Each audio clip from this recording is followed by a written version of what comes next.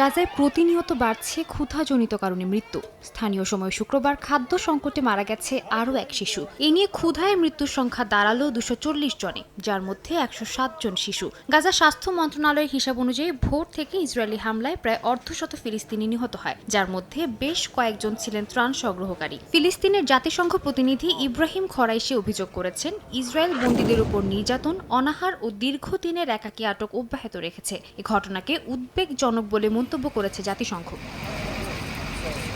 দখলকৃত পশ্চিম তীরের রামাল্লাহ ও জেরিকো জেলায় ফিলিস্তিনিদের ওপর অন্তত 2 দফা হামলা চালিয়েছে অবৈধ ইসরায়েলি বসতি স্থাপনকারীরা। এসব হামলায় ঘরবাড়ি ছেড়ে পালাতে বাধ্য হয়েছে পরিবারগুলো। ফিলিস্তিনি পররাষ্ট্র মন্ত্রণালয় এ ধরনের হামলার জন্য ইসরায়েলি সরকারের মন্ত্রীদের উস্কানিমূলক মন্তব্যকে দায়ী করেছে।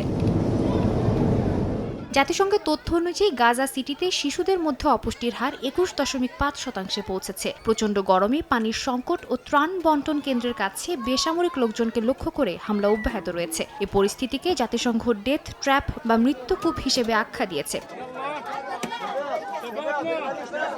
ইয়েমেনের রাজধানী সানার সাবিন স্কোয়ারে ফিলিস্তিনিদের সমর্থনে সমাবেশ করেছে হাজারো মানুষ। হাউথি সমর্থকদের এই বিক্ষোভে অংশ নেন বিপুল সংখ্যক নারী পুরুষ। শুক্রবারের সাপ্তাহিক এ সমাবেশে ইয়েমেনি ও ফিলিস্তিনি পতাকা নিয়ে মিছিল করেন বিক্ষোভকারীরা। ড্রোনে ধারণ করা ফুটেজে দেখা যায়, অনেকে হাতে অস্ত্র ও ফিলিস্তিনপন্থী প্ল্যাকার্ড বহন করছেন। আন্দোলনকারীদের দাবি, এ বিক্ষোভ ফিলিস্তিনি জনগণের প্রতি অবিচল সমর্থন ও সংহতির বার্তা বহন করছে। সাদিয়া তাসনিম, সময় সংবাদ।